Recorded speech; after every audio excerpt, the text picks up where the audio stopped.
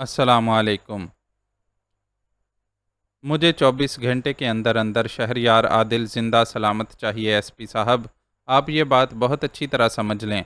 अगर आप उसे तलाश करने में नाकाम रहे तो याद रखिए कि फिर पुलिस की नौकरी में आपकी कोई गुंजाइश नहीं रहेगी। ये नाकामी आपके अगले पिछले सारे खाते खोल देगी। शहरयार आदिल कोई मामूली शख्स नहीं है जो उसे इस तरह अगवा कर लिया जाए और कहीं कोई तूफ़ान ना उठे। मुझे हर हाल में वो 24 घंटे से पहले वापस चाहिए। रिसीवर कान से लगाए ये सब सुनते मुअज़्ज़म तारड़ को दूसरी तरफ मौजूद आईजी मुख्तार मुराद की कैफियत का खूब अंदाज़ा हो रहा था। वो गुस्से से बाकायदा चिंगाड़ रहा था। यकीनन सजाद राना की हलाकत के बाद होने वाला शहरयार का ये अगवा उसके असाब के लिए बड़ी आजमाइश साबित हुआ था और उसका अपना बस नहीं चल रहा था कि किसी तरह घड़ी की चौथाई में शहरयार को बाजियाफ्त करवा डाले। हम अपनी पूरी कोशिश कर रहे हैं सर। पुलिस फोर्स के जवानों ने इस सारे इलाके को घेर लिया है जहां से शहरयार साहब की गाड़ी और उनके ड्राइवर की लाश मिली है। मेरे जवान कोशिश कर रहे हैं कि किसी तरह कोई क्लू मिल जाए जिससे अंदाज़ा लगाया जा सके कि एसी साहब को अगवा करके कहाँ ले जाया गया होगा। वैसे मुझे शक है कि उन्हें जंगल की तरफ ले जाया गया है और अगर ऐसा है तो पुलिस फोर्स को कार्रवाई करने में बहुत मुश्किल पेश आएगी। हमारे पास ना तो इतनी नफरी है और ना ही इतनी सहूलियात के घने जंगल में घुसकर कार्रवाई कर सकें। उसने मुख्तार मुराद के सामने अपनी कारकर्दगी की रिपोर्ट पेश करने के साथ साथ जहन में मौजूद खदशात और दरपेश मसाइल भी बयान कर दिए। वो खुद भी समझता था कि यह बहुत नाजुक मामला है। शहरयार का अगवा इतनी मामूली बात नहीं थी कि आराम से दब जाती। अभी मुख्तार मुराद का फ़ोन आया था, बाद में और भी न जाने कौन कौन उससे रब्ता करके शहरयार की बाजियाबी के सिलसिले में उस पर दबाव डालता। आपको शहरयार की तलाश में जंगल छानना पड़े या किसी का महल, मुझे इससे कोई गर्ज नहीं है। बस मुझे 24 घंटे में उसके मिलने की इत्तला चाहिए। बाकी आपको जितनी फोर्स और सहूलियात दरकार हैं वो नोट करवा दें। आपको चंद घंटों के अंदर सब कुछ प्रोवाइड कर दिया जाएगा। मुख्तार मुराद ने तंज और गुस्से की मिली जुली कैफियत में उसकी बात का जवाब देकर रिसीवर पटख दिया। रिसीवर पटखे जाने की आवाज़ सुनकर मुअज़्ज़म तारड़ ने भी एक गहरा सांस लेते हुए कान से लगा रिसीवर क्रैडल पर डाल दिया। वो बेवकूफ़ नहीं था कि मुख्तार मुराद का इशारा नहीं समझता। उसने कहा था कि आपको शहरयार की तलाश में जंगल छानना पड़े या किसी का महल, मुझे इससे गर्ज नहीं है। इस बात का मतलब था कि वो चौधरी इफ्तिखार पर शुबा कर रहा था, क्योंकि इस इलाके में महल जैसी हवेली तो बस उसी की थी। खुद मुअज़्ज़म तारड़ भी समझ रहा था कि यह कार्रवाई चौधरी की तरफ से ही की गई है। चौधरी इस सिलसिले में पहले एक बार अपना इरादा जाहिर कर चुका था। बाद में उसने अचानक न्यूयॉर्क जाने का प्रोग्राम बना लिया। अब उसकी गैर मौजूदगी में यह वारदात हुई थी, तो इसका मतलब था कि चौधरी ये तासुर देना चाहता है कि उसका इस कार्रवाई से कोई ताल्लुक़ नहीं। लेकिन दूसरे लोग भी कोई घास नहीं खाए हुए थे जो हकीकत को ना समझ पाते। तारड़ ने भी हकीकत समझ ली थी और वारदात की इत्तला मिलने के बाद से मुसलसल चौधरी से रब्ता करने की कोशिश कर रहा था, लेकिन उसका मोबाइल मुसलसल बंद जा रहा था। पाकिस्तान और न्यूयॉर्क के दरमियान जो तवील फासला था, उसने वक्त का भी बहुत बड़ा बोझ पैदा कर दिया था। एसपी तारड़ को मालूम था कि इस पहर जबकि यहाँ दिन निकला हुआ है, न्यूयॉर्क में रात होगी। अब जाने रात की ये घड़ियाँ चौधरी ख्वाब खरगोश के मज़े लूटते हुए गुजार रहा था या किसी गोरी रंगत वाली हसीना की सुनहरी जुल्फ़ों की छाँव में। वजह बहरहाल जो भी रही हो, मुसलसल कोशिश के बावजूद वो चौधरी से राब्ते में नाकाम था। मुख्तार मुराद से अहकामात मिलने के बाद उसने एक बार फिर चौधरी से रब्ता करने की कोशिश की, मगर वहाँ हनूज़ वही सूरत हाल थी। इस तरफ से मायूस होकर उसने हवेली फ़ोन किया और मुंशी अल्लाह रखा से बात करने की ख्वाहिश ज़ाहिर की। फ़ौरन ही मुंशी लाइन पर आ गया। हुक्म एसपी साहब, आपने खादिम को कैसे याद फरमाया? उसका वही सदा का खुशामदाना अंदाज़ और लबो लहजा था।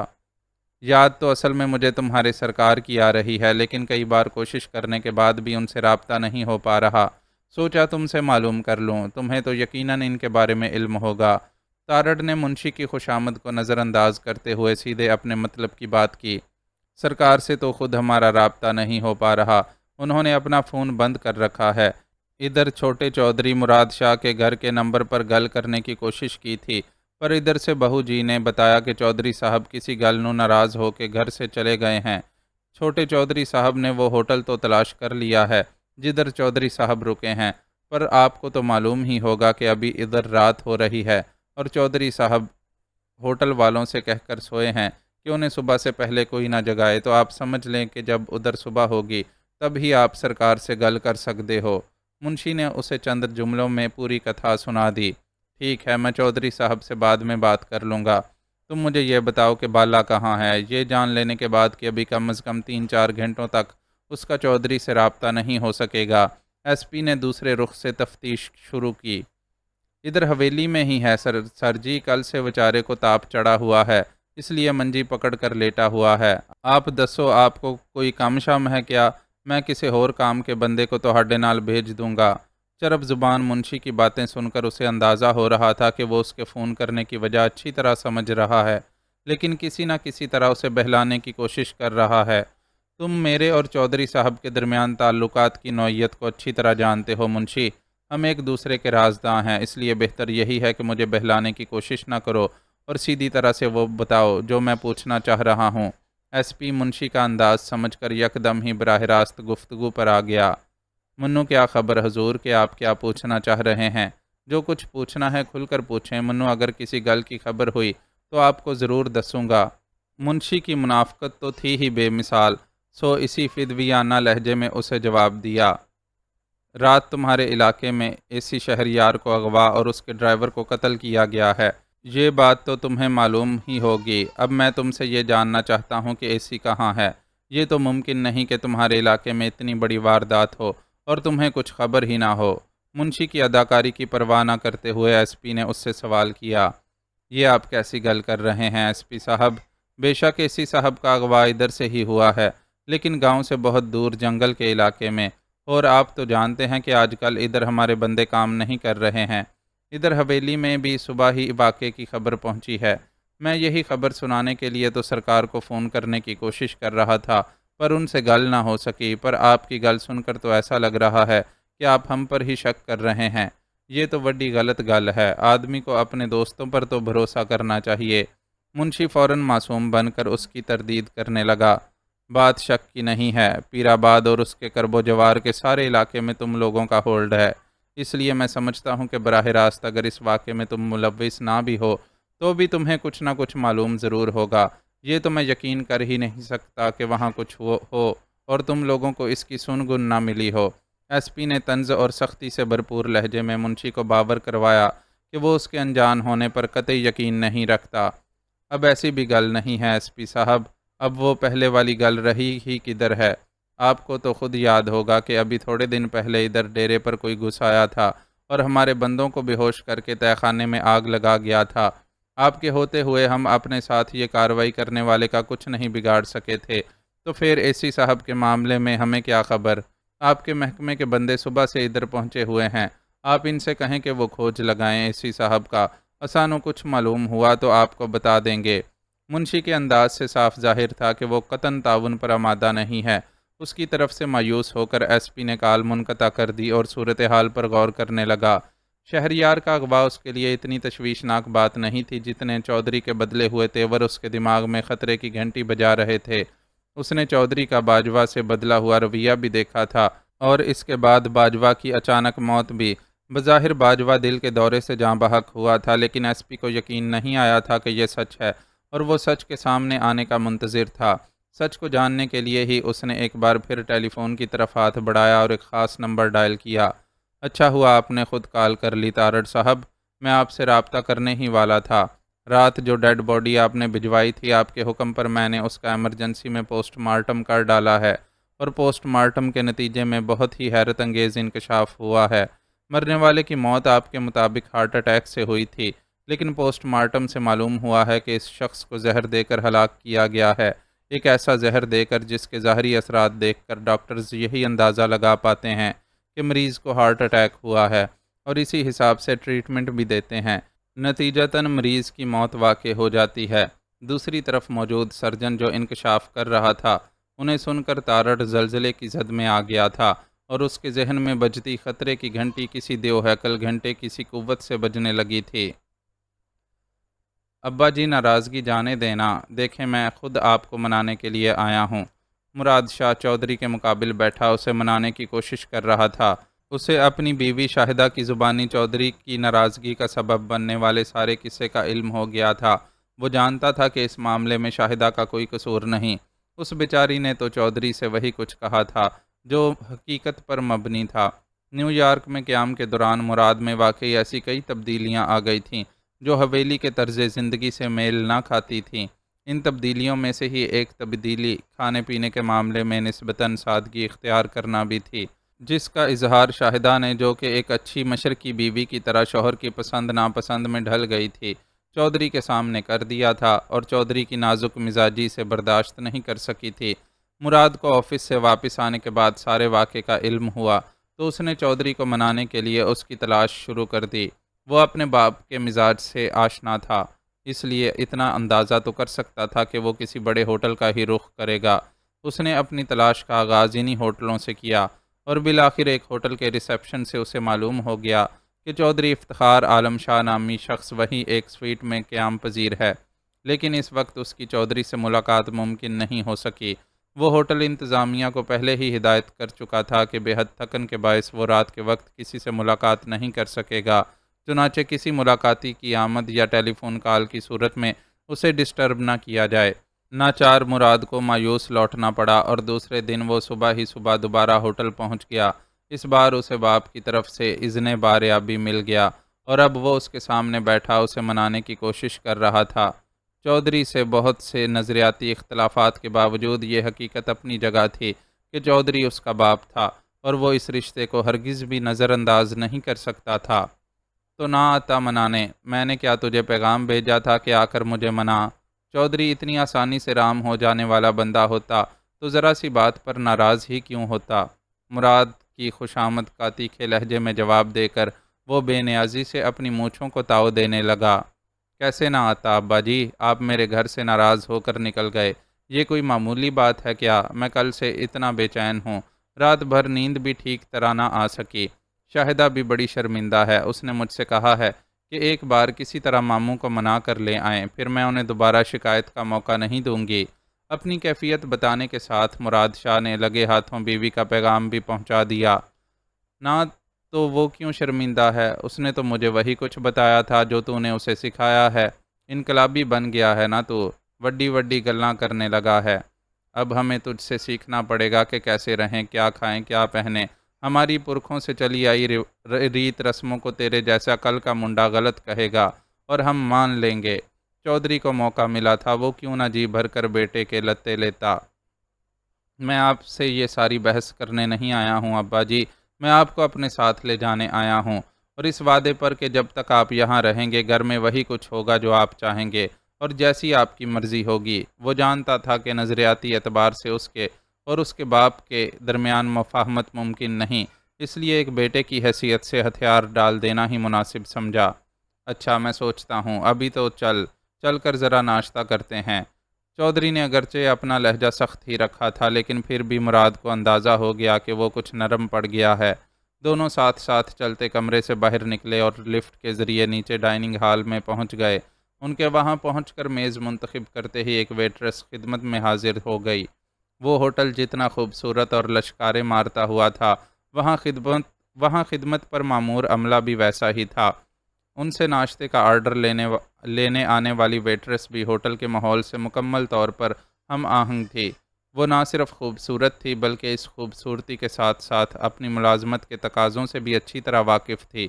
یقینی طور پر اتنے بڑے ہوٹل کی ملازمت کے لیے اسے خصوصی تربیت دی گئی ہوگی۔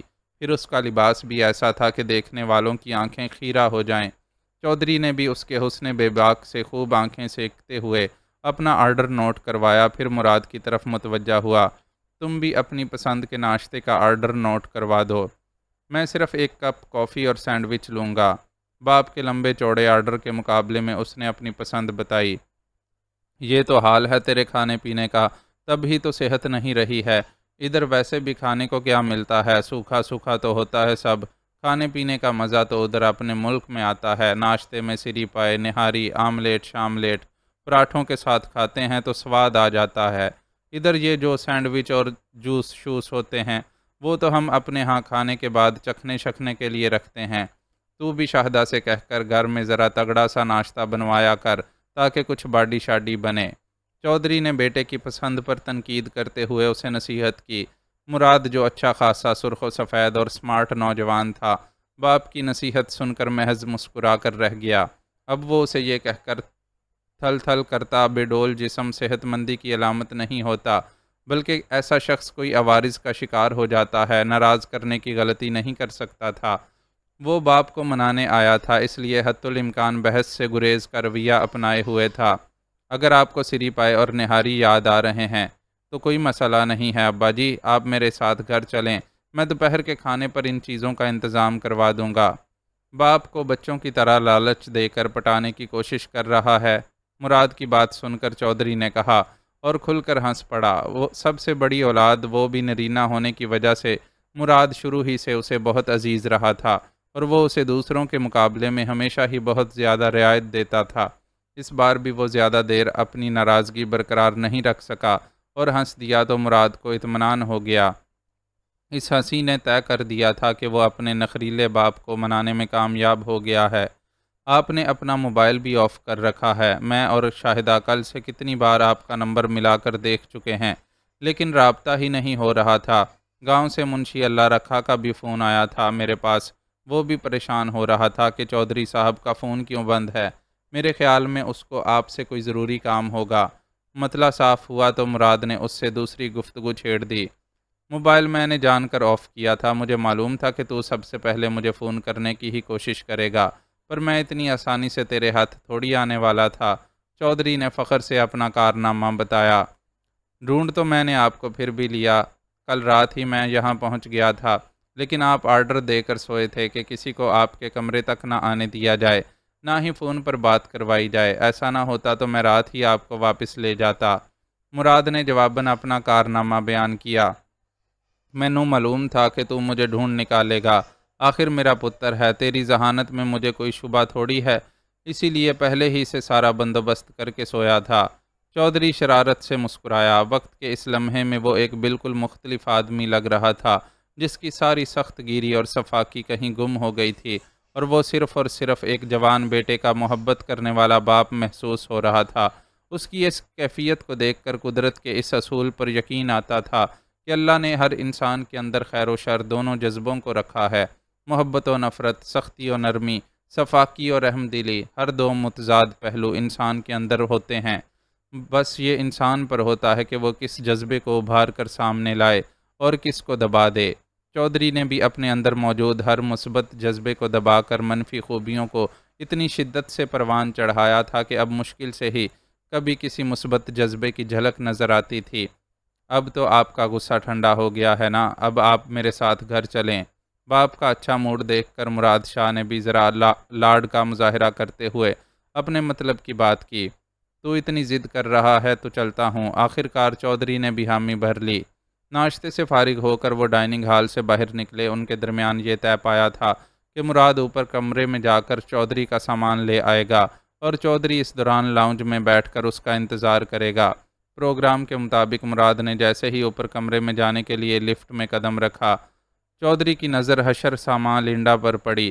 وہ کل ہی کی طرح منی اسکرٹ پہنے ہوئے تھی۔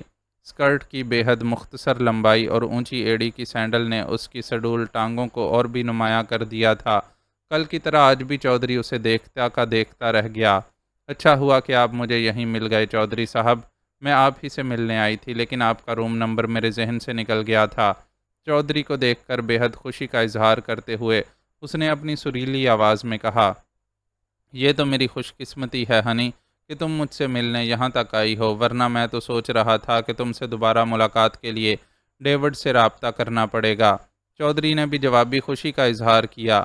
میں صرف آپ سے ملنے نہیں آئی ہوں، آج کا سارا دن میں آپ کے ساتھ گزاروں گی اور آپ کو نیو یارک دکھاؤں گی۔ آئی ہوپ کہ آپ میری کمپنی کو ضرور انجوائے کریں گے۔ وہ تو لازم ہے، کون ایسا ناشکرا ہوگا جو تم جیسی حسینہ کی کمپنی انجوائے نہ کرے۔ چودھری کی باتیں لنڈا کا پروگرام سن کر کانوں تک چر گئیں۔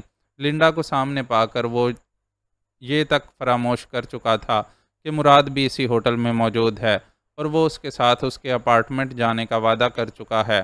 تو پھر چلیں، ابھی نکل پڑتے ہیں۔ ہم سب سے پہلے لبرٹی آئی لینڈ چلیں گے اور وہاں اسٹیچو آف لبرٹی کے سامنے ڈھیر سارے فوٹوگرافس بنوائیں گے۔ میں ساری تیاری کے ساتھ آئی ہوں۔ آپ کا اس بار کا نیو یارک کا ٹرپ یادگار نہ بنا دیا تو میرا نام بھی لنڈا نہیں، پرجوش لہجے میں کہتے ہوئے اس نے چودھری کا بازو تھام لیا۔ اس کا تو مجھے بھی یقین ہے کہ تمہارے ساتھ نیو یارک گھومنے کا مزہ ہی الگ ہوگا، بس یہ ڈر ہے کہ اسٹیچو آف لبرٹی تمہارے سامنے پھیکا نہ پڑ جائے۔ چودھری نے وارفتگی کا مظاہرہ کیا۔ او چودھری صاحب، آپ تو مجھے بنانے لگے۔ لنڈا اس کی بات سن کر کھلکھلا کر ہنسی اور خالص امریکن سٹائل میں اس کے گلے کا ہار بن گئی۔ یہی وہ لمحہ تھا جب مراد شاہ ایک سروس بوائے سے چودھری کا سامان اٹھوائے وہاں پہنچا۔ دونوں باپ بیٹے کی نظریں ایک دوسرے سے ملیں تو مراد نے فوراً ہی رخ موڑ لیا۔ ایکسکیوز می لنڈا، میں ابھی آتا ہوں۔ چودھری لنڈا کو خود سے دور کر کے فوراً مراد کی طرف بڑھا۔ تو میرا سامان اپنے ساتھ لے کر اپنے اپارٹمنٹ چلا جا پتر، میں فارغ ہو کر آپ وہاں پہنچ جاؤں گا۔ وہ شرمندہ تو خیر نہیں تھا، لیکن بیٹے کے چہرے پر موجود ناپسندیدگی کے تاثرات دیکھ کر ذرا دھیمی آواز میں اس سے بولا، ٹھیک ہے ابا جی، میں چلتا ہوں۔ مراد نے آہستگی سے جواب دے کر اپنے قدم آگے بڑھا دیے۔ وہ دیکھ چکا تھا کہ اس کے باپ کو کتنی حسین مصروفیت میسر آ گئی ہے، اس لیے اس کے جلد فارغ ہونے کے امکان کو قطعی ناممکن تصور کرتا ہوا وہاں سے فوری طور پر رخصت ہو گیا۔ بیٹا تھا میرا، مجھے اپنے ساتھ لے جانے کے لیے آیا تھا۔ مراد کے رخصت ہونے کے بعد چودھری پلٹ کر لنڈا کی طرف آیا تو اسے بتانے لگا، بڑا ہینڈسم مین ہے، لگتا ہے آپ پر گیا ہے۔ لنڈا نے فوراً ہی ریمارکس پاس کرتے ہوئے کہا تو چودھری فخر سے مسکرانے لگا۔ ہنستے مسکراتے وہ دونوں ایک دوسرے کی باہوں میں باہیں ڈالے ہوٹل سے باہر نکلے۔ پارکنگ میں لنڈا کی گاڑی موجود تھی۔ ڈرائیونگ سیٹ سنبھال کر اس نے گاڑی سٹارٹ کی اور پھر چند لمحوں بعد وہ نیو یارک کے بے پناہ ٹریفک کے بہاؤ میں شامل ہو گئے۔ اطلاع ملی ہے کہ اسسٹنٹ کمشنر شہریار عادل کو کڈنیپ کر لیا گیا ہے۔ کل رات وہ فارسٹ آفیسر عابد انصاری سے ملاقات کر کے واپس آ رہا تھا، اس وقت یہ واقعہ پیش آیا۔ کڈنیپنگ کو کئی گھنٹے گزرنے کے باوجود پولیس ابھی تک کچھ نہیں کر سکی ہے۔ خیال ہے کہ اسے کڈنیپ کر کے گھنے جنگل میں کہیں کسی خفیہ ٹھکانے پر رکھا گیا ہے۔ آئی جی مختار مراد اس صورتحال پر سخت چراغ پا ہے اور کوشش کر رہا ہے کہ کسی طرح جنگل میں سرچ آپریشن شروع کروا دیا جائے۔ وہ تھوڑا سا ہی آگے بڑھے تھے کہ لنڈا نے مہارت سے ڈرائیو کرتے ہوئے اسے اطلاع دی۔ او شٹ، مجھے تو خیال ہی نہیں رہا، میرے بندے مجھے اس بات کی اطلاع دینے کے لیے فون کر رہے ہوں گے، لیکن میں نے اپنا موبائل بند کیا ہوا ہے، اس لیے ابھی تک مجھ تک یہ خبریں نہیں پہنچیں۔ لنڈا کی فراہم کردہ معلومات پر چودھری نے بڑبڑاتے ہوئے اپنا موبائل جیب سے نکالا اور اسے آن کیا۔ اپنی اس مصروفیت میں اسے اندازہ نہیں ہو سکا کہ لنڈا اس کے چہرے کے تاثرات کا بغور جائزہ لے رہی ہے۔ یہ کام آپ کے حکم پر ہوا ہے چودھری صاحب؟ اس نے سوال کیا تو چودھری چونکا۔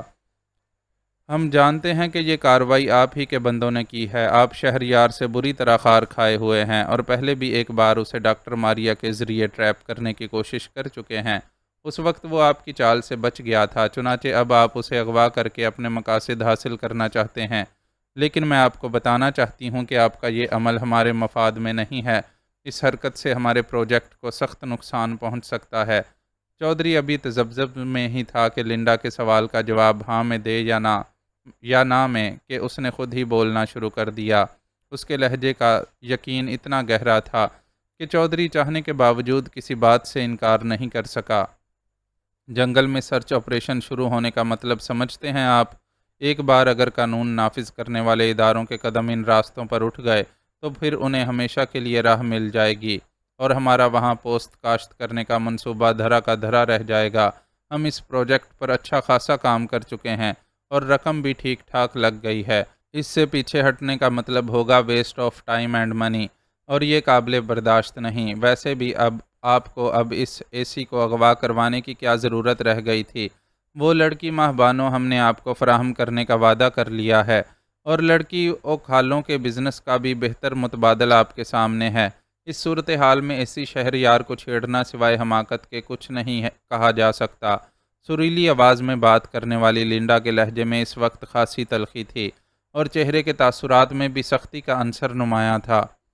آئی ایم سو سوری ہنی، یہ سب ایک ذرا سی غفلت کی وجہ سے ہو گیا، ورنہ میں نے خود بھی یہ بات سمجھ لی تھی کہ اب شہریار کے اغوا کی کوئی ضرورت نہیں رہی ہے۔ تم فکر نہ کرو، میں ابھی اپنے بندوں کو فون کر کے شہریار کی رہائی کا حکم دے دیتا ہوں۔ ابھی اتنا زیادہ وقت نہیں گزرا، پاکستان میں اس وقت لگ بھگ شام کے 6 ساڑھے 6 بجے ہوں گے۔ مجھے یقین ہے کہ 1.5 2 گھنٹوں میں شہریار کو واپس بھیج دیا جائے تو کہیں کچھ نہیں ہوگا۔ سرچ آپریشن کی طرف سے بھی زیادہ ٹینشن لینے کی ضرورت نہیں ہے تمہیں۔ ہمارے ہاں ایسے کام اتنی آسانی سے شروع نہیں ہوتے۔ شہریار واپس پہنچ گیا تو یہ معاملہ بالکل دب جائے گا۔ یہ یقیناً لنڈا کا روب حسن تھا۔ جو چودھری جیسا بندہ زندگی میں پہلی بار کسی سے معافی طلب کر رہا تھا۔ لنڈا نے اس کی ساری وضاحت بے تاثر چہرے کے ساتھ سنی اور خاموشی سے اسے موبائل پر کوئی نمبر ڈائل کرتے ہوئے دیکھتی رہی۔ ہاں منشی، گل سن، بالا کدھر ہے؟ اس سے بول کے شہریار کو فوراً آزاد کر دے۔ رابطہ قائم ہوتے ہی وہ انگریزی ترک کر کے اپنے مخصوص لب و لہجے میں بات کرنے لگا۔ میں کہہ دوں گا سرکار، پر آپ بتائیں کہ آپ کدھر ہیں؟ کل سے میں آپ سے گل کرنے کی کوشش کر رہا ہوں۔ ادھر ایس پی نے بھی آپ کا پوچھ پوچھ کر میری جان کھائی ہوئی ہے۔ وہ مجھے گھیرنے کی کوشش کر رہا تھا کہ کسی طرح مجھ سے اگلوا لے۔ اسی کا اغوا ہمارے ہی بندوں نے کیا ہے، لیکن میں نے بھی پٹھے پر ہاتھ نہیں رکھنے دیا اسے۔ چودھری کو اطلاع فراہم کرتے ہوئے منشی نے اپنا کارنامہ بھی فخر سے بیان کیا۔ ایس پی کو رہن دے، اس سے تو بعد میں آپ نمٹ لوں گا، تو بس کسی طرح اپنی زبان نہ کھولنا، اور ہاں، بالے کو بولنا کہ آزاد کرنے سے پہلے اسی کی چنگی طرح پھینٹی شینٹی ضرور لگا دے۔ وہ ہمارا مہمان رہے اور بغیر خاطر مدارت کے واپس چلا جائے، یہ تو کوئی چنگی گل نہیں ہے نا؟ جی چودھری صاحب، وڈی چنگی طرح اس کی خاطر مدارت ہو جائے گی۔ کوئی اور خدمت ہو تو وہ بھی آپ مینوں دس دیں۔ منشی نے اپنی ازلی خوش آمدانہ لہجے میں دریافت کیا۔ ابھی اتنا ہی کافی ہے، میرا موبائل اب کھلا رہے گا، اگر کوئی مسئلہ ہو تو مینوں فون کر دینا۔ چودھری نے منشی کو حکم دے کر رابطہ منقطع کر دیا اور مسکراتا ہوا لنڈا کی طرف متوجہ ہو گیا۔ لو ہنی، تمہاری پرابلم سولو ہو گئی۔ ابھی 1 1.5 گھنٹے میں خبر مل جائے گی کہ شہریار واپس اپنے بنگلے پر پہنچ گیا ہے۔ یہی ہم سب کے حق میں بہتر رہے گا۔ لنڈا نے ہنوز سنجیدہ رہتے ہوئے اس کی بات کا جواب دیا۔ چودھری کی ٹیلی فونک گفتگو کے دوران وہ نہایت خاموشی سے ڈرائیونگ کرتی رہی تھی۔ اوہ کم آن ہنی، اب تو اپنا موڈ ٹھیک کر لو۔ اگر تم اسی طرح موڈ آف رکھو گی تو ہم کیا خاک انجوائے کر سکیں گے؟ چودھری نے اس کے شانوں پر اپنا بازو پھیلاتے ہوئے اسے منانے کی سعی کی۔ حیرت انگیز طور پر لنڈا نے اپنا موڈ فوراً ہی بحال کر لیا اور کھل کر مسکرا دی۔ اس کی مسکراہٹ چودھری کے لیے اس نظارے سے بڑھ کر خوبصورت تھی جو لبرٹی آئی لینڈ کی طرف فیری میں سفر کرتے ہوئے سمندر کے پانی میں نیو یارک شہر کی روشنیاں پڑنے سے ابھرتا ہوا نظر آتا ہے۔ چودھری قدرت کی صنائی میں سے صرف ایک شے کو سراہنے کا قائل تھا، اور وہ شے تھی عورت، جسے سراہنے کے لیے وہ اسے برتنا ضروری سمجھتا تھا۔ اور لنڈا تو تھی ہی ایسی زوردار عورت جسے ایک بار برتنے کے بعد چودھری کے اندر اس کے قرب کی طلب مزید بھڑک گئی تھی۔ شہریار کو اس قید میں کئی گھنٹے گزر گئے تھے۔ بیرونی دنیا سے رابطہ تقریباً منقطع ہونے کے باوجود وہ سماعتی مشاہدے کی بنیاد پر دن کے مختلف پہروں کے بارے میں اندازہ قائم کر رہا تھا۔ جس وقت وہ بے ہوشی سے جاگا تھا اس وقت پرندوں کی چہچہاہٹ نے اسے وقت صبح کے بارے میں مطلع کیا تھا۔ دن آہستہ آہستہ گزر کر شام کے سایوں کی آغوش میں آیا تو بھی اس کی قوت سماعت نے اسے مطلع کر دیا۔ کمرے کی دیواروں اور دروازے کے درمیان کوئی درز نہ ہونے کے باعث بصری رابطہ تو تھا ہی منقطع، بات چیت پر بھی باہر موجود فرد یا افراد میں سے کوئی آمادہ نہیں تھا۔ یہاں تک کہ اتنا طویل وقت گزر جانے کے باوجود کسی نے اس سے کھانے کے بارے میں بھی نہیں پوچھا تھا۔ حوائج ضروریہ کا بھی یہی عالم تھا۔ اس سلسلے میں اسے خود پر کڑا ضبط کرنا پڑ رہا تھا، ورنہ دوسری صورت یہی تھی کہ وہ اس مختصر کمرے کے ہی کسی کونے کو اس مقصد کے لیے استعمال کرتا۔ اس کی نفاست پسند طبیعت کو یہ بات گوارا نہیں تھی، اس لیے اب تک ضبط سے ہی کام لے رہا تھا۔ یہاں تک کہ پیاس محسوس ہونے پر بھی اس نے کونے میں رکھی سراہی سے 2 بار چند قطرے ہی حلق کو تر کرنے کے لیے اپنے منہ میں ٹپکائے تھے۔ لیکن گزرتے وقت کے ساتھ ساتھ اسے محسوس ہو رہا تھا کہ اسے کسی بھی لمحے اس فطری ضرورت کے آگے ہار ماننی پڑے گی۔ ہار ماننے سے قبل اس نے مناسب سمجھا کہ ایک کوشش اور کر دیکھے، شاید باہر موجود افراد اس کی درخواست پر کان دھر لیں۔ اسی خیال کے تحت وہ اپنی جگہ سے اٹھ کر دروازے کی طرف بڑھا۔ کوئی ہے؟ پلیز دروازہ کھولو، مجھے حاجت محسوس ہو رہی ہے۔ اس نے دروازے کے قریب پہنچ کر زوردار دستک دی اور بلند آواز میں بولا۔ یوں محسوس ہوا کہ وہاں اس کی بات سننے والا کوئی موجود ہی نہ ہو، لیکن پھر پل بھر کے توقف کے بعد دروازے کے قریب آہٹیں ابھریں۔ ان آہٹوں کو سن کر اس کے دل میں امید کی لہر جاگی اور باہر موجود افراد پر مزید زور ڈالنے کے لیے اس نے ایک بار پھر دروازہ بجایا۔ رد عمل میں دروازہ اتنی تیزی سے کھل گیا کہ اس کو پیچھے ہٹنے کا موقع بھی نہیں ملا اور دروازے کا پٹ پوری قوت سے اس کے چہرے سے ٹکرایا۔ وہ اچانک لگنے والے اس جھٹکے کو سہار نہ سکا اور لڑکھڑا کر پیچھے کی طرف گرا۔ اسی اثنا میں دو افراد اندر داخل ہوئے۔ ان دونوں کے ہاتھوں میں موٹے موٹے ڈنڈے تھے اور انہوں نے اپنے چہرے نقاب کے پیچھے چھپائے ہوئے تھے۔ اندر داخل ہوتے ہی انہوں نے بیک وقت اپنے ہاتھوں میں موجود ڈنڈوں سے شہریار پر حملہ کر دیا۔ وہ جو گرنے کے بعد سنبھل نہیں سکا تھا، اس اچانک حملے سے اپنا بچاؤ نہیں کر سکا اور دونوں ڈنڈے پوری قوت سے اس کے جسم پر پڑے۔ ڈنڈوں سے لگنے والی چوٹوں نے اسے بلبلا کر رکھ دیا اور وہ تڑپ کر اپنے بچاؤ کے لیے سیدھا ہوا۔ اس دوران حملہ آور دوسرا وار کر چکے تھے۔ اس نے ان میں سے ایک ڈنڈے کو اپنے دائیں ہاتھ پر روکا اور دوسرے کو روکنے کے لیے بایاں ہاتھ پھیلایا، لیکن کامیاب نہ ہو سکا اور دوسرے حملہ آور کا ڈنڈا پوری قوت سے اس کے بائیں بازو پر آ کر لگا۔ اس چوٹ نے اسے مزید جھنجھلاہٹ میں مبتلا کر دیا اور بنا کچھ سوچے سمجھے اس نے اپنی دونوں ٹانگیں اس شخص کو دے ماریں۔ اس کے حملے کے زور سے وہ شخص پیچھے کی طرف الٹا اور مختصر کمرے میں رکھی سراہی سے جا ٹکرایا۔ سراہی فرش سے ٹکرا کر ٹکڑے ٹکڑے ہو گئی۔ سراہی میں موجود پانی کمرے کے نیم پختہ فرش پر پھیل گیا۔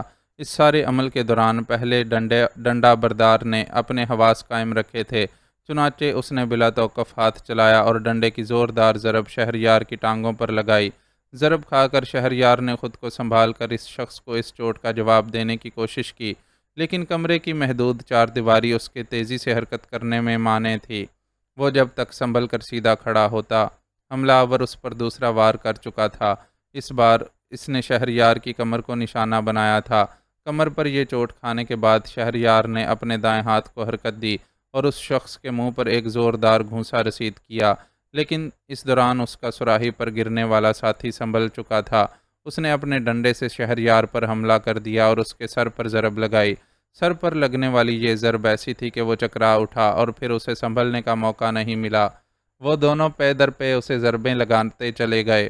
اس کا جسم جو فطری تقاضے پورے نہ ہو سکنے کی وجہ سے پہلے ہی کچھ نڈھال سا ہو رہا تھا، زیادہ دیر مزاحمت نہیں کر سکا اور اگلے 6-7 منٹ میں ہی اس کے حواسوں نے اس کا ساتھ چھوڑ دیا۔ دوبارہ اس کی آنکھ کھلی تو وہ ایک آرام دہ بستر پر لیٹا ہوا تھا۔ تکلیف دیتے جسم کی ٹیسوں کے ذریعے اپنے ذہن میں پورے واقعے کو دہراتے ہوئے اس نے ارد گرد کا جائزہ لیا۔ کمرہ مختصر لیکن صاف ستھرا تھا اور اپنے ساز و سامان سے کسی ہسپتال کا حصہ محسوس ہو رہا تھا۔ اس نے اس کمرے کے لیے اپنے ذہن میں آشنائی محسوس کی قبل اس کے کہ وہ اپنی یادداشت پر زور دیتا۔ کمرے کا دروازہ کھلا اور ڈاکٹر کے مخصوص گیٹ اپ میں ایک شخص اندر داخل ہوا۔ شہریار نے اس شخص کو فوراً شناخت کر لیا۔ وہ پیر آباد کے مرکز صحت میں ڈیوٹی دینے والا میل ڈاکٹر داور تھا۔ اب آپ کیسا محسوس کر رہے ہیں سر؟ شہریار کو ہوش میں دیکھ کر اس نے مسکراتے ہوئے دریافت کیا، جس کے جواب میں شہریار اپنے سر کو محض ایک اثباتی جنبش ہی دے سکا۔ پولیس کے جوان بے ہوشی کی حالت میں آپ کو اٹھا کر یہاں لائے تھے۔ 2 لڑکے جنگل سے اپنی بکریاں چرا کر واپس آ رہے تھے تو انہوں نے آپ کو راستے میں بے ہوش پڑا ہوا دیکھا۔ اتفاق سے ان لڑکوں کی ایک بکری کھو گئی تھی، جس کی تلاش میں انہیں واپس لوٹنے میں کچھ دیر ہو گئی۔ انہوں نے آپ کو بے ہوش پڑا ہوا پایا اور پہچان گئے کہ آپ اے.سی. شہریار عادل ہیں۔ گاؤں میں آپ کی مستقل آمد و رفت کی وجہ سے یہاں کے لوگ آپ کو پہچانتے ہیں۔ پھر آپ کے اغوا اور پولیس کی تلاش میں متحرک ہونے سے بھی لوگ واقف ہو گئے تھے، اس لیے ان لڑکوں کو آپ کو شناخت کرنے میں ذرا بھی دیر نہیں لگی۔ انہوں نے فوراً ہی پولیس والوں کو اطلاع دی اور وہ لوگ آپ کو اپنی گاڑی میں یہاں لے آئے تاکہ ابتدائی طبی امداد دی جا سکے۔ آپ کا سر پھٹ گیا تھا اور جسم کے چند اور مقامات پر بھی ایسی چوٹیں لگی تھیں جن سے خون رس رہا تھا۔ آپ کا خون آلود چہرہ اور لباس دیکھ کر ہم لوگ تشویش میں مبتلا ہو گئے کہ کہیں سیریس معاملہ نہ ہو، لیکن اللہ کا شکر ہے کہ ایسی کوئی بات نہیں تھی۔ میں نے اور ڈاکٹر ماریا نے مل کر آپ کو ٹریٹمنٹ دیا تو فوری طور پر آپ کی حالت سنبھل گئی۔ اب بھی میں نے ڈرپ میں پین کلر شامل کر دیا ہے۔ امید ہے کہ آپ اپنی چوٹوں میں بہت زیادہ تکلیف محسوس نہیں کریں گے۔ اس کے سوال کرنے سے قبل ڈاکٹر داور نے از خود اسے تفصیلات سے آگاہ کرنا شروع کر دیا۔ آپ لوگوں نے میرے آفس فون کر کے میرے ملنے کی خبر دے دی ہے یا نہیں؟ دیوار گیر گھڑی میں وقت دیکھتے ہوئے شہریار نے سنجیدگی سے اس سے دریافت کیا۔ یس سر، وہاں اطلاع پہنچ چکی ہے۔ آپ کے پی اے عبد المنان صاحب نے کہا ہے کہ وہ خود یہاں تشریف لا رہے ہیں۔ ان کے علاوہ ایس پی معظم تارڑ نے بھی اپنے آنے کی اطلاع دی ہے۔ یہاں موجود پولیس فورس کو لیڈ کرنے والے آفیسر نے اصرار کیا تھا کہ آپ کو نور کوٹ کے ہسپتال میں شفٹ کر دیا جائے، لیکن میں نے اور ڈاکٹر ماریا نے اسے یقین دہانی کروائی کہ آپ کی حالت بہتر ہے اور کوئی تشویشناک بات نہیں ہے۔ ڈاکٹر داور شاید زیادہ گفتگو کرنے کا عادی تھا، جو ہر بات کو نہایت تفصیل سے بیان کر رہا تھا۔ تھینک یو ڈاکٹر، اب آپ ایسا کریں کہ اس پولیس آفیسر کو میرے پاس بھیج دیں۔ بیڈ کی پشت سے سر ٹکا کر اس نے قدرے نیم دراز ہوتے ہوئے ڈاکٹر کو ہدایت دی۔ اس ذرا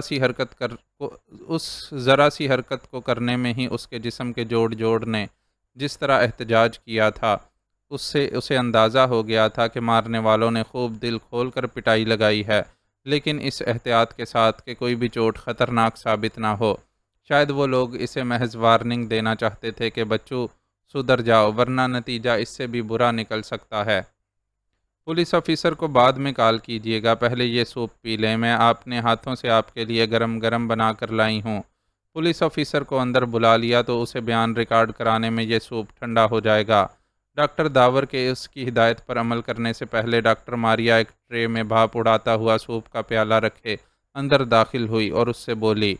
اسے سوپ کے ساتھ اندر داخل ہوتے دیکھ کر شہریار کو سمجھ آ گیا کہ وہ کیوں یہاں سے غائب تھی، ورنہ اس کی جیسی نیچر تھی اس سے تو یہی امید کی جا سکتی تھی کہ وہ شہریار کے ہوش میں آنے تک اس کے پاس ہی موجود رہتی۔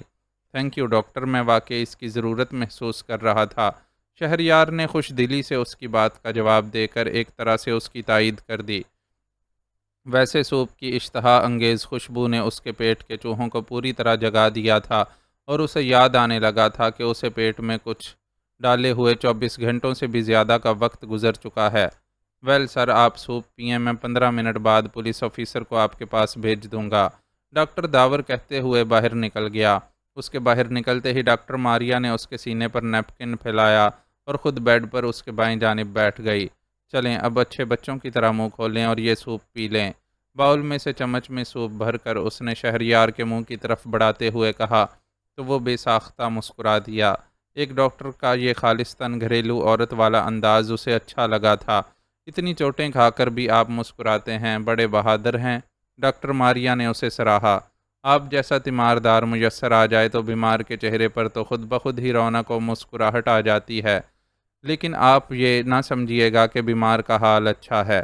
اس نے مرزا غالب کے شعر کو نثری پیرائے میں استعمال کرتے ہوئے ڈاکٹر ماریا کی بات کا جواب دیا اور اس کے بڑھائے ہوئے چمچے سے سوپ پی لیا۔ دائیں ہاتھ میں جسم کو گلوکوز فراہم کرنے والی سوئی چبھے ہونے کی وجہ سے وہ خود سے سوپ پینے کے لائق بھی نہیں تھا۔ ڈاکٹر سے بڑھ کر کون جان سکتا ہے کہ بیمار کا حال کیسا ہے؟ ہم آپ کے ہوش میں آنے کا ٹھیک ٹھاک حساب لگا سکتے ہیں، تو یہ کیسے نہیں جانیں گے کہ ابھی آپ کا حال اتنا خراب ہے کہ اگلے کئی دن تک بیڈ ریسٹ کریں گے، تب ہی کہیں جا کر بہتر ہوں گے۔ مارنے والوں نے آپ کو بڑی احتیاط سے مگر دل کھول کر مارا ہے۔ ویسے بائی دا وے، آپ کو کچھ معلوم ہے کہ وہ کون لوگ تھے؟ اسے سوپ پلانے کا سلسلہ جاری رکھتے ہوئے ڈاکٹر ماریا نے شوخ لہجے میں بات کرتے کرتے اچانک سنجیدگی سے دریافت کیا۔ معلوم تو نہیں، بس اندازہ ہی لگا سکتا ہوں کہ اس واقعے کے پیچھے کس کا ہاتھ ہو سکتا ہے، لیکن حیرت مجھے اس بات پر ہے کہ اس نے اتنا لمبا ڈرامہ رچانے کے بعد اتنی آسانی سے مجھے چھوڑ کیسے دیا، ورنہ میں نے تو اغوا ہونے کے بعد یہی سوچا تھا کہ اب وہ مجھ سے اپنے مطالبات منوانے کی کوشش کرے گا۔ اس نے مبہم اور پرسوچ انداز میں ڈاکٹر ماریا کی بات کا جواب دیا۔ آپ کا اشارہ چودھری افتخار عالم کی طرف ہے نا؟ ڈاکٹر ماریا نے اس سے پوچھا۔ جواباً وہ خاموش رہا، لیکن یہ خاموشی خود اعلان کر رہی تھی کہ ڈاکٹر ماریا کا اندازہ درست ہے۔ اسے خاموش دیکھ کر ماریا نے سمجھداری کا ثبوت دیتے ہوئے مزید کوئی سوال نہیں کیا اور چپ چاپ اسے باؤل میں موجود سوپ پلا کر اٹھ کھڑی ہوئی۔ Thanks for this delicious soup doctor, Shehryar نے اس سے کہا۔ عین اسی وقت دروازے پر دستک کی آواز ابھری۔ یس کم ان، شہریار نے دستک کا جواب دیا۔ فوراً ہی دروازہ کھلا اور عبد المنان کا چہرہ نظر آیا۔ اس کے ساتھ ایس پی معظم تارڑ بھی موجود تھا۔ Are you okay sir? Abdul Mannan نے اس کی شکل پر نظر پڑتے ہی بےتابی سے پوچھا۔ اس کے چہرے کی تھکن اور آنکھوں کی سرخی سے ظاہر تھا کہ وہ پچھلے کئی گھنٹوں سے بالکل بھی آرام نہیں کر سکا ہے۔ Yes I am perfectly okay, you don't worry. اس کی کیفیت کو محسوس کرتے ہوئے شہریار نے مسکرا کر اسے تسلی دی۔ آئی جی صاحب آپ کے لیے بہت زیادہ پریشان تھے، انہیں آپ کی واپسی کی اطلاع ملی تو انہوں نے مجھ سے کہا کہ آپ جب ہوش میں آ جائیں تو ان کی آپ سے بات کروا دی جائے۔ انہوں نے آپ کو علاج کے لیے لاہور شفٹ کرنے پر بھی زور دیا تھا۔ عبد المنان نے اسے مختار مراد کی بابت آگاہ کیا۔ ان سے میں بات کر لوں گا، تم یہ بتاؤ کہ میری گاڑی کے ڈرائیور کے بارے میں کیا رپورٹ ہے؟ کمرے میں ایس پی کی موجودگی کو نظر انداز کیے وہ مسلسل عبد المنان سے مصروف گفتگو تھا۔ ڈرائیور بیچارہ تو ختم ہو گیا، آپ کی گاڑی فوری طور پر دریافت نہیں کی جا سکی تھی، چنانچہ زخمی ڈرائیور کو کسی قسم کی طبی امداد نہیں مل سکی، وہ کسی مدد کے پہنچنے سے پہلے ہی جاں بحق ہو گیا تھا۔ عبد المنان نے افسردگی سے بتایا تو وہ ایک گہری سانس لے کر رہ گیا۔ اغوا کاروں نے اسے پہلے ہی بتا دیا تھا کہ ڈرائیور کے زندہ بچ جانے کا کوئی امکان نہیں، پھر بھی وہ دل سے خواہاں تھا کہ کسی طرح اس غریب کی زندگی بچ جائے، لیکن اس کی خواہش نے طے شدہ فیصلے کو نہیں ٹالا تھا۔ آپ ہمیں وقوعے کی تفصیلات سے آگاہ کر دیں سر، اچانک یہ سب کیوں اور کیسے ہوا، کسی کی سمجھ میں نہیں آیا۔ آپ کی گاڑی اور ڈرائیور کی لاش کو ویرانے میں پا کر ہم صرف یہی اندازہ لگا سکے تھے کہ آپ کو اغوا کر لیا گیا ہے۔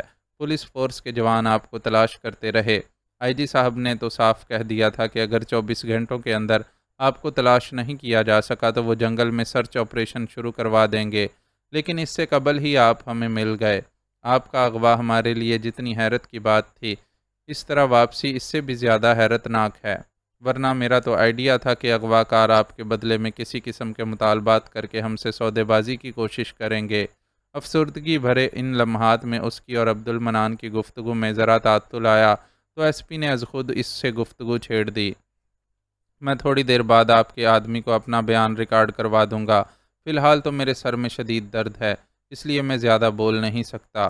اس نے قدرے روکھے لہجے میں ایس پی کی بات کا جواب دیا۔ ڈرائیور کی موت نے اس کے دل پر گہرا اثر ڈالا تھا۔ وہ غریب صرف اس وجہ سے مارا گیا تھا کہ ایسی شہریار عادل کی گاڑی ڈرائیو کر رہا تھا۔ اس کی کسی سے دشمنی تھی، نہ ہی وہ کسی کے لینے دینے میں تھا، وہ تو بس اپنی ڈیوٹی انجام دے رہا تھا، لیکن اپنی غرض اور انام میں مبتلا افراد کو کیا مطلب تھا کہ ان کی صفاقی نے کسی غریب خاندان سے اس کا سہارا چھین لیا تھا۔ ایس پی کو چودھری کے گروپ کے بندے کی حیثیت سے وہ اس جرم میں برابر کا شریک سمجھتا تھا، چنانچہ اس سے اس وقت صحیح لہجے میں بات کرنے کا سوال ہی پیدا نہیں ہوتا تھا۔ ایز یو وش سر، ابھی آپ آرام کریں اور جب فیل کریں کہ بیان دینے کے قابل ہیں تو اطلاع کر دیجیے گا۔ ایس پی بنا کسی ہیل و حجت کے اس سے کہہ کر باہر نکل گیا۔ مجھے اپنا موبائل دے دو عبد المنان۔ ایس پی کے باہر جانے کے بعد اس نے عبد المنان سے فرمائش کی۔ خود اس کا اپنا موبائل اور دیگر اشیاء تو نہ جانے کہاں غائب ہو گئی تھیں۔ اغوا ہونے کے بعد جب اسے ہوش آیا تھا تو اس نے اپنے جسم پر موجود لباس کے سوا ہر شے کو غیر موجود پایا تھا۔ اب مرکز صحت کے اس کمرے میں وہ اپنے جسم پر موجود لباس کو بھی تبدیل شدہ پا رہا تھا۔ یقیناً اس کا پہلے والا لباس خراب ہو گیا تھا، تب ہی اسے بدل کر یہ ڈھیلا ڈھالا شلوار قمیض پہنا دیا گیا تھا۔ یس سر، عبد المنان نے موبائل نکال کر اسے دیا اور بولا، آپ اطمینان سے بات کر لیں، میں اس دوران آپ کو یہاں سے شفٹ کرنے کے انتظامات دیکھتا ہوں۔ شہریار نے سر کی جنبش سے اسے اجازت دے دی۔ ویسے وہ جانتا تھا کہ انتظامات تو وہ پہلے ہی کر چکا ہوگا، اس وقت صرف اسے پرائیویسی فراہم کرنے کے لیے بہانہ بنا کر نکلا ہے۔ عبد المنان کی یہ سمجھداری اور معاملہ فہمی اس کے دل میں اس کی قدر مزید بڑھا دیتی تھی۔ وہ جس سیٹ پر کام کر رہا تھا واقعی اس کا مکمل طور پر اہل تھا۔ اس کے باہر جاتے ہی اس نے مختار مراد کا نمبر ملایا۔ کال ان کے پی اے نے ریسیو کی اور یہ جاننے کے بعد کہ شہریار عادل بات کرنا چاہتا ہے، فوراً فون مختار مراد کو تھما دیا۔ یقیناً وہ اس سلسلے میں پہلے ہی ہدایت کر چکے تھے، اس لیے پی اے نے ان کا نام جاننے کے بعد مزید کوئی سوال نہیں کیا تھا۔ I am so happy Shehryar, یقین کرو تمہاری زندہ سلامت واپسی نے مجھے اتنی خوشی دی ہے کہ مجھے لگ رہا ہے کہ میرا اپنا سگا بیٹا اگر ایک بڑی مصیبت سے بچ کر واپس آ گیا ہو۔ فون ہاتھ میں آتے ہی وہ جذباتی لہجے میں شہریار سے بولے، thank you so much uncle, مجھے آپ کی اپنے لیے تشویش کے بارے میں معلوم ہو چکا ہے اور میں آپ کی اس محبت کے لیے دل سے آپ کا شکر گزار ہوں۔ اس نے ممنونیت سے مختار مراد کی محبت کا جواب دیا۔ شکریہ کی ضرورت نہیں بیٹا، میں تو خود اللہ تعالیٰ کا شکر گزار ہوں کہ اس نے تمہیں جیتا جاگتا واپس پہنچا دیا، ورنہ میں تو پریشان تھا کہ رانا صاحب کو اس واقعے کی اطلاع کیسے دوں۔ انہوں نے جو پے در پے صدمے اٹھائے ہیں، ابھی تو ان سے پوری طرح نہیں سنبھل سکے۔ خدا نخواستہ تمہیں کچھ ہو جاتا تو ان کے لیے تو بہت مشکل ہو جاتی۔ صرف ان کی اور بھابھی صاحبہ کی وجہ سے ہی میں نے تمہارے اغوا کی خبر نشر نہیں ہونے دی۔ میڈیا والوں کا تو تمہیں معلوم ہی ہے کہ ہر بات کو کتنا اچھالتے ہیں۔ انہیں خبر نشر کرنے کی اجازت مل جاتی تو سینکڑوں من گھڑت کہانیاں وہ خود بنا لیتے۔ الحمدللہ اب تم واپس آ گئے ہو تو خود اس معاملے کو ہینڈل کرنا، کیونکہ یہ تو مجھے معلوم ہے کہ ہماری طرف سے پابندی پر وہ لوگ وقتی طور پر تو خبر نشر کرنے سے رک گئے تھے، لیکن اب چپ نہیں بیٹھیں گے۔ میں بھی انہیں کیا بتا سکوں گا، وہ لوگ مجھ سے اس اغوا کا سبب جاننا چاہیں گے، لیکن سبب تو مجھے خود بھی نہیں معلوم۔ دوسرا سوال ان کا یہ ہوگا کہ مجھے اس سلسلے میں کس پر شک ہے، تو ظاہر ہے میں شک ہونے کے باوجود کسی کا نام نہیں لے سکوں گا۔ ان حالات میں میڈیا والوں سے گفتگو بیکار ہی ثابت ہوگی۔ اس نے مختار مراد کی بات کا جواب دیا۔ جتنا بھی اور جو بھی تمہیں مناسب لگے میڈیا والوں کو بتا دینا۔ تم سے زبردستی تو بہرحال وہ لوگ نہیں کر سکتے، بلکہ ایسا کرو کہ تم مجھے سارا واقعہ تفصیل سے سنا دو، میں تمہیں گائیڈ کر دوں گا کہ کیا کہنا ہے اور کیا نہیں۔ مختار مراد نے اس سے کہا تو وہ اسے تفصیلات سے آگاہ کرنے لگا۔ مختار مراد خاموشی سے اس کی بات سنتا رہا۔ آخرکار وہ چپ ہوا تو وہ بولا، ٹھیک ہے، تم ٹھیک کہہ رہے ہو کہ نہ تو تم کسی کو اغوا کا سبب بتانے کے قابل ہو اور نہ ہی اپنے کسی شک کا اظہار کر سکتے ہو۔ ان حالات میں یہی بہتر ہے کہ جو اور جس طرح پیش آیا ہے وہ بتا دو۔ بس میڈیا والوں کے سامنے اپنے ذاتی خیالات کا اظہار کرنے سے مکمل گریز کرنا، ورنہ وہ لوگ پر کا کوا بنانے میں ماہر ہوتے ہیں، خواہ مخواہ کہانیاں گھڑتے پھریں گے۔ ڈونٹ وری انکل، میں خیال رکھوں گا، اس نے مختار مراد کو تسلی دی۔ اوکے، تم اب آرام کرو، میں نے تمہارے پی اے کو ہدایت دے دی تھی کہ تمہیں پیر آباد سے سیدھا لاہور پہنچا دے۔ چوٹیں وغیرہ تو سنا ہے کہ تمہیں زیادہ مہلک نہیں آئی ہیں، لیکن پھر بھی مناسب ہے کہ تم یہاں کسی اچھے ہسپتال سے اپنا علاج کروا لو۔ پھر یہاں آنے میں یہ بھی فائدہ رہے گا کہ تمہارے ماموں ممانی آسانی سے تمہاری مزاج پرسی کر سکیں گے۔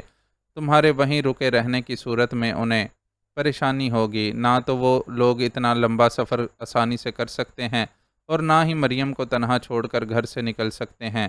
ابھی وہ عدت میں ہے نا۔ آخری جملہ بولتے ہوئے اس کی آواز جس طرح کانپی تھی، اس نے شہریار کے دل کو مٹھی میں بھینچ لیا۔ مریم عدت میں ہے نا، یہ فقط ایک جملہ نہیں، یہ وہ عظیم دکھ تھا جو ان سب نے سجاد رانا کی اچانک موت کی صورت میں بیک وقت اٹھایا تھا۔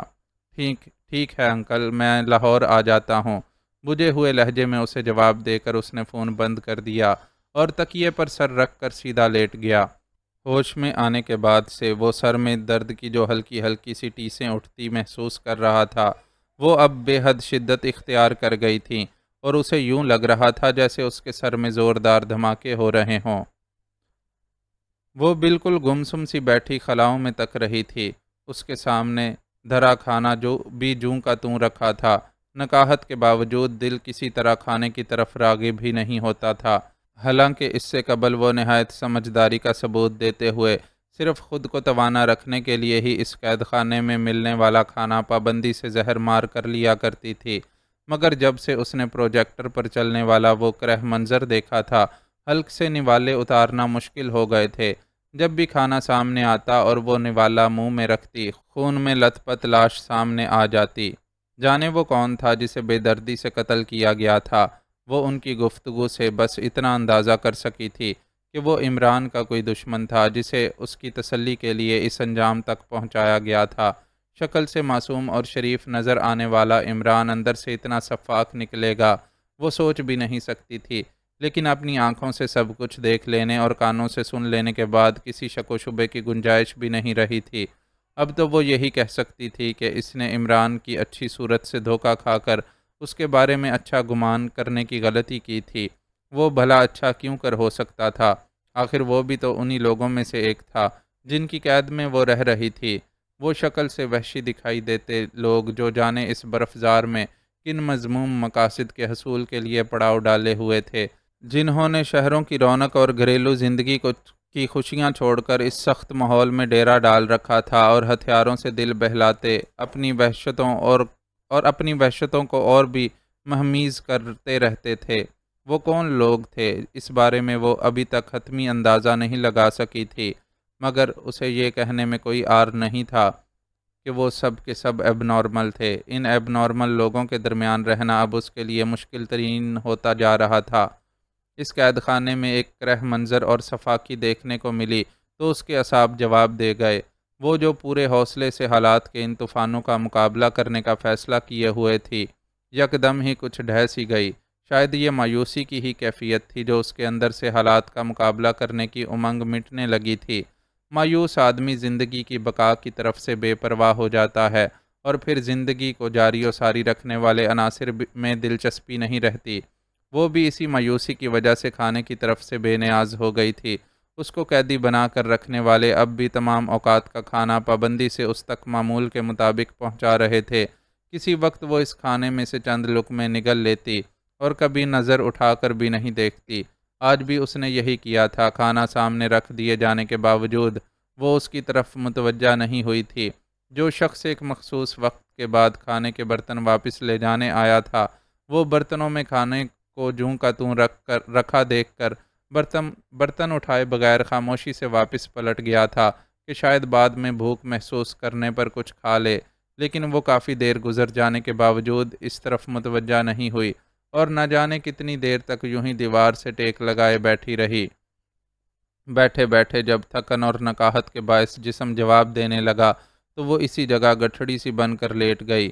خالی پیٹ انسان کو نیند نہیں آیا کرتی اور پیٹ میں دوڑتے چوہے احتجاج کرنے لگتے ہیں، لیکن وہ چونکہ کئی وقتوں سے ڈھنگ سے کھانا نہیں کھا رہی تھی، اس لیے کم خوراکی سے طاری ہونے والی نکاہت اسے غنودگی میں لے گئی۔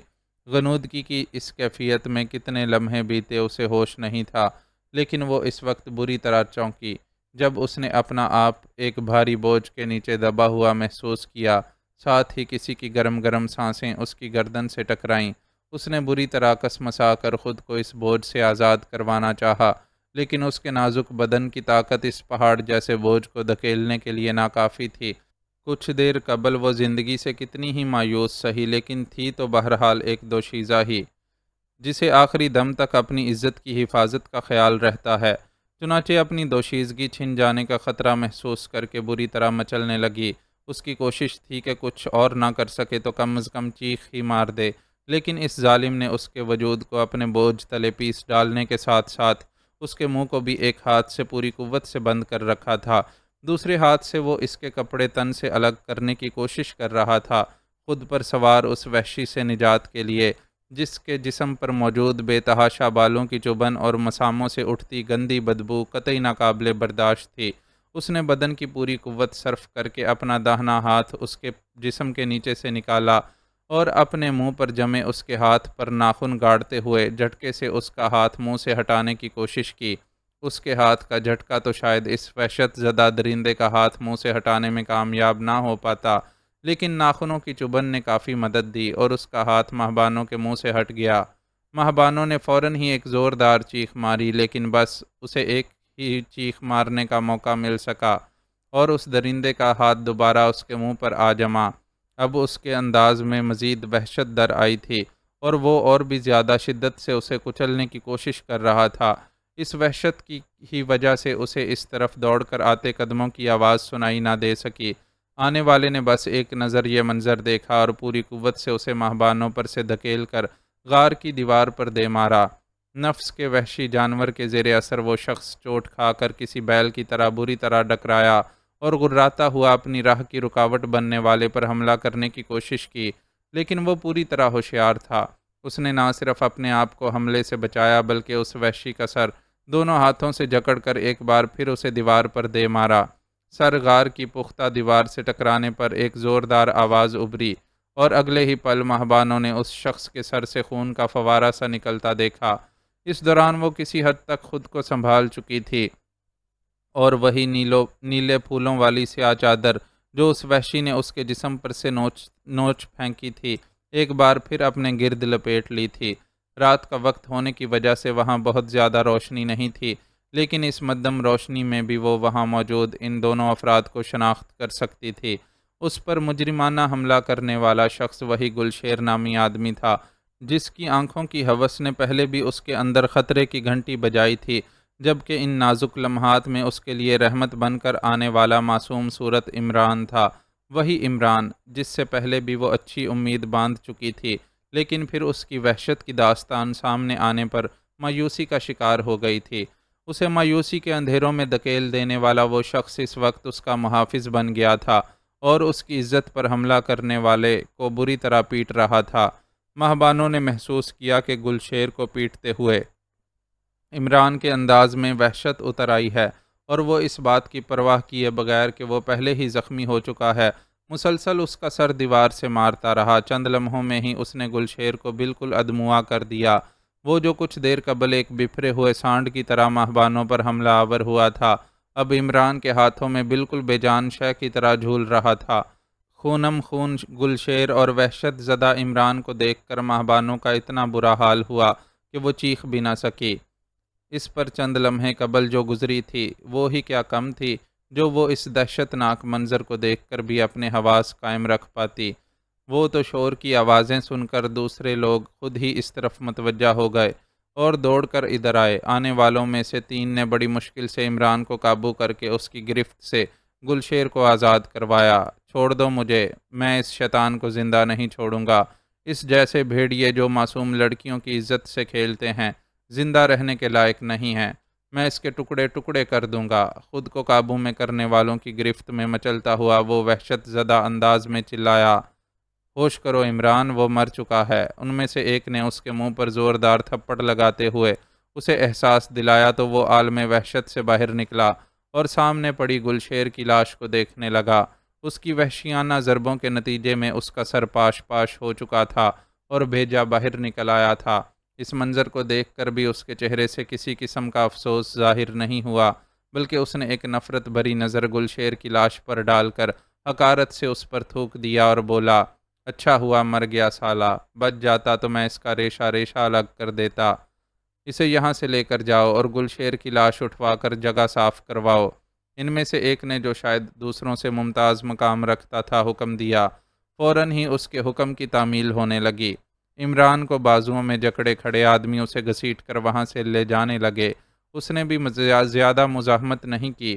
یقیناً گلشیر کی لاش دیکھنے کے بعد اس کے جنونی غصے کا ابال کم ہو گیا تھا۔ مہبانو چادر میں سمٹی ہوئی دہشت زدہ نظروں سے یہ سارا منظر دیکھ رہی تھی۔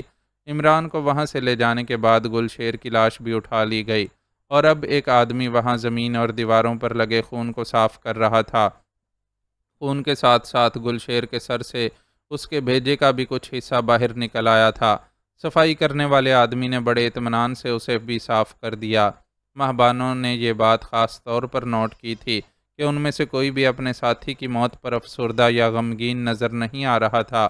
ان کے لیے گویا یہ ایک معمول کی بات تھی جس کے پیش آ جانے سے انہیں کوئی فرق نہیں پڑتا تھا۔ شاید وہ اس طرح کے مناظر اتنی بار دیکھ چکے تھے کہ اب ان کے لیے ان کی حیثیت بالکل ایسی ہو گئی تھی جیسے روزانہ اپنے گھر سے دفتر جانے والے شخص کے لیے راستے کے مختلف مناظر کی ہوتی ہے۔ ایسا شخص غیر ارادی طور پر سب کچھ دیکھتا تو ضرور ہے، لیکن منظر میں کوئی نیا پن محسوس نہ ہونے کے باعث اس کے دل و دماغ میں تحریک پیدا نہیں ہوتی۔ ان تمام لوگوں نے بھی گلشیر کی لاش دیکھی تھی مگر اس پر کوئی رد عمل ظاہر نہیں کیا۔ میں سمجھتا ہوں انکل کہ جنگل میں آپریشن بہت ضروری ہو گیا ہے، وہاں ڈاکوؤں کی پناہ گاہیں ہیں۔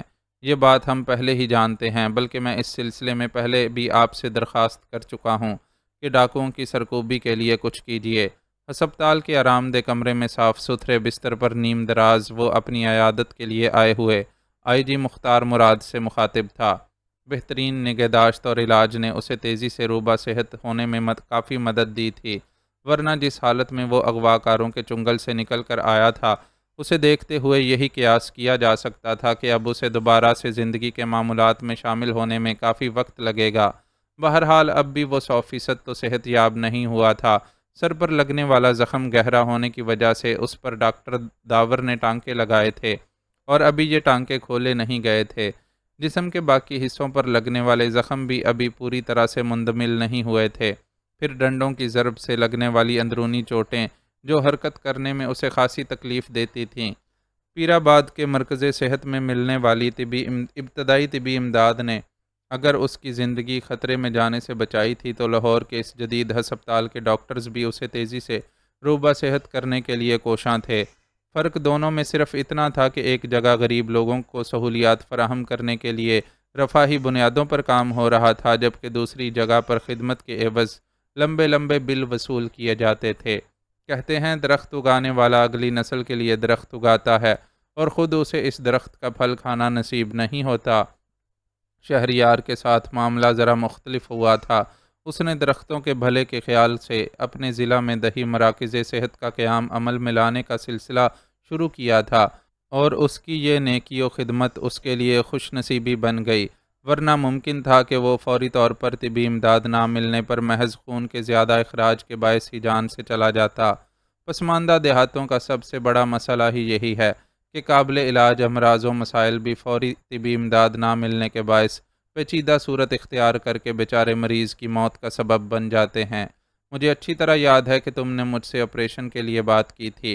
اس وقت تم ایک دیہاتی لڑکی کے اغوا اور پھر اس کی لاش ملنے کے باعث یہ فرمائش کر رہے تھے، جس کے بارے میں شک ظاہر کیا گیا تھا کہ اسے ڈاکوؤں نے اٹھایا ہے، لیکن مقامی پولیس آفیسر کا کہنا تھا کہ لڑکی اپنی مرضی سے خود اپنے آشنا کے ساتھ گھر سے بھاگی تھی۔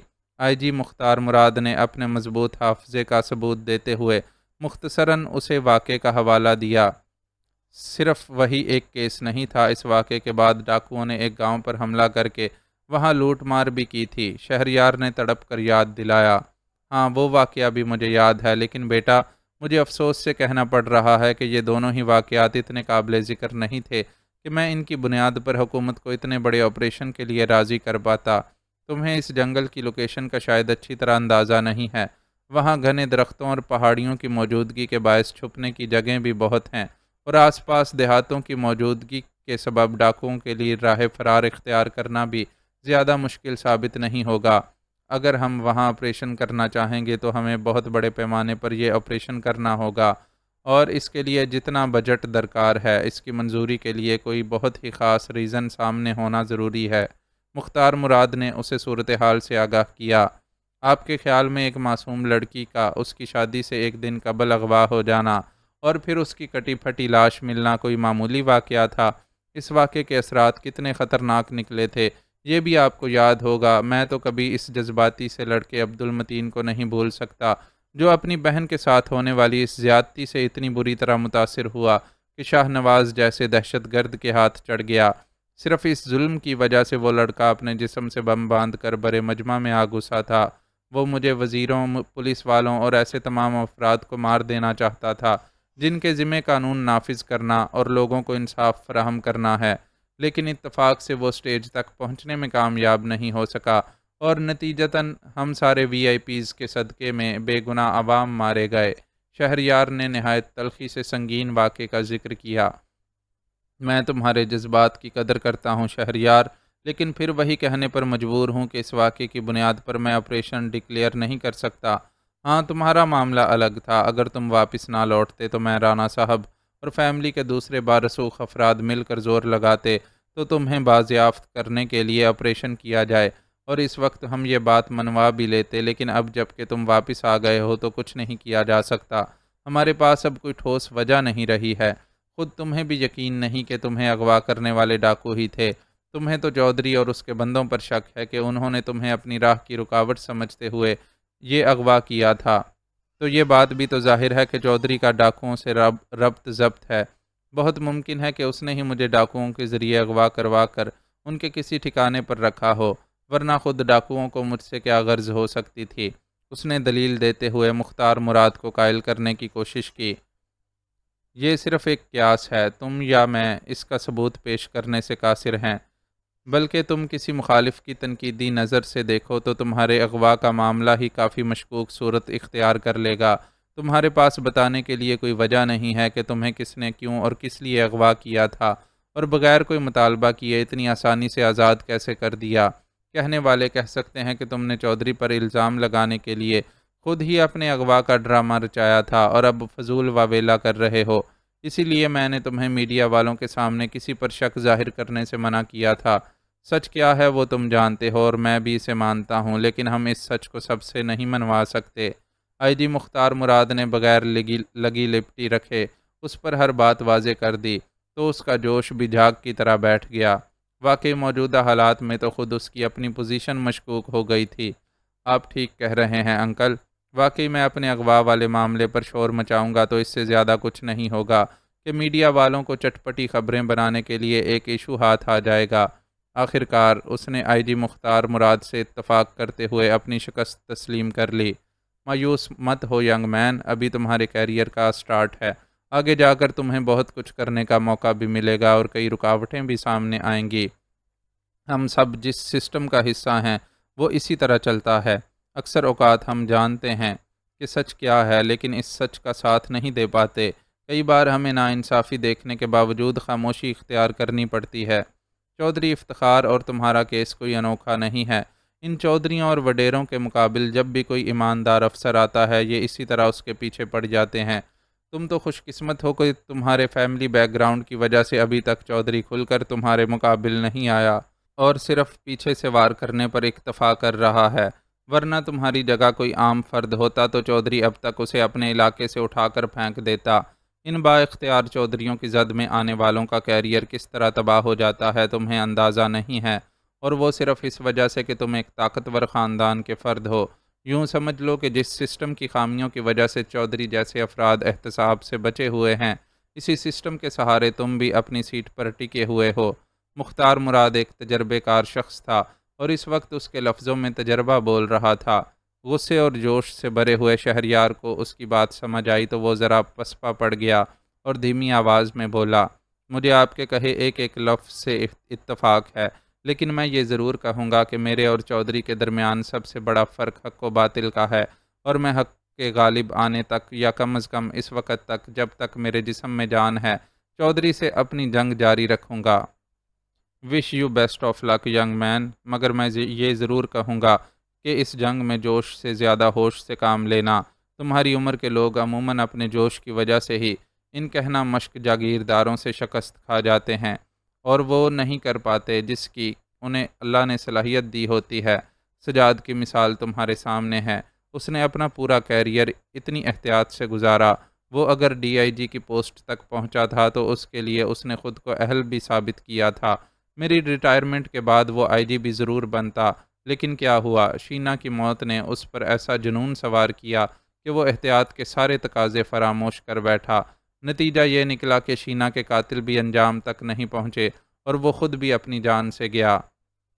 سجاد رانا کا حوالہ دیتے ہوئے مختار مراد کی آنکھوں میں ہلکی سی نمی در آئی تھی۔ وہ اس کی اکلوتی بیٹی کا شوہر تھا اور اس نے ہمیشہ اس بات پر فخر محسوس کیا تھا کہ اس نے اپنی بیٹی کے لیے ایک بہت ہی اچھا شخص منتخب کیا ہے، لیکن قسمت نے عجیب ہی چال چلی تھی۔ وقت کی آندھی نے نہ صرف اس کی بیٹی کی گود اجاڑ دی تھی بلکہ اس کا سہاگ بھی باقی نہیں رہا تھا۔ وہ ایک باپ کی حیثیت سے بیٹی کے اس غم پر اندر ہی اندر کڑتا اور گلتا رہتا تھا، لیکن بظاہر اس نے خود کو سنبھال رکھا تھا۔ دیکھنے والوں کے لیے اس کے چہرے سے اس کی اصل قلبی کیفیت کا اندازہ لگانا بہت مشکل تھا۔ یہ ضبط اور برداشت یقیناً پولیس کی برسوں کی ملازمت کا نتیجہ تھا۔ سجاد بھائی اور شینا کے قاتلوں کا کچھ معلوم ہوا انکل؟ ذکر چھڑا تو وہ اس سے یہ سوال کیے بغیر نہیں رہ سکا۔ نہیں، مختار مراد نے نفی میں سر ہلایا، ہم اس سے زیادہ کچھ معلوم نہیں کر سکے کہ ان قاتلوں کے ڈانڈے انڈین خفیہ تنظیم را سے جا کر ملتے ہیں۔ ان لوگوں کے پیچھے ہم جہاں جہاں تک پہنچے وہ وہاں سے پہلے ہی فرار ہو چکے تھے، اور وہ بھی اس طرح کے پیچھے کوئی ثبوت نہیں چھوڑا تھا۔ میں نے آرڈر دے رکھا ہے کہ خواجہ سراؤں اور جسم فروشوں کی سرگرمیوں پر کڑی نظر رکھی جائے، اور جہاں کوئی مشکوک بات ہو میرے نوٹس میں لائی جائے۔ مجھے یقین دلایا جاتا ہے کہ یہ کام ہو رہا ہے، لیکن مجھے نہیں معلوم کہ سچ مچ کچھ ہو رہا ہے یا نہیں۔ ہم جیسے بڑے افسروں کی مجبوری یہ ہوتی ہے کہ ہم اپنے ماتحتوں کے محتاج ہوتے ہیں، اور ان میں سے کون اصل میں آپ کا ماتحت اور وفادار ہے اس بات کا مشکل سے ہی اندازہ ہو پاتا ہے۔ سجاد کی جگہ جو نیا ڈی آئی جی آیا ہے وہ بظاہر ٹھیک آدمی ہے، میرے پاس اس کے خلاف کوئی بڑی شکایت بھی نہیں، لیکن یہ بھی حقیقت ہے کہ وہ میرے لیے سجاد کا نعم البدل نہیں ہو سکتا۔ بہرحال ابھی تو انویسٹیگیشن چل رہی ہے، کچھ سامنے آیا تو میں تمہیں ضرور انفارم کروں گا۔ اب مجھے اجازت دو، بہت ٹائم گزر گیا ہے، مجھے کچھ دوسرے معاملات بھی دیکھنے ہیں۔ وہ گھڑی پر نظر پڑنے پر بات کرتے کرتے اچانک ہی اپنی گفتگو سمیٹ کر اٹھ کھڑا ہوا۔ Thank you so much uncle کہ آپ اپنا قیمتی وقت نکال کر میری عیادت کے لیے آئے، شہریار نے مختار مراد سے پرجوش مصافحہ کرتے ہوئے حقیقی شکر گزاری کے احساس کے ساتھ کہا۔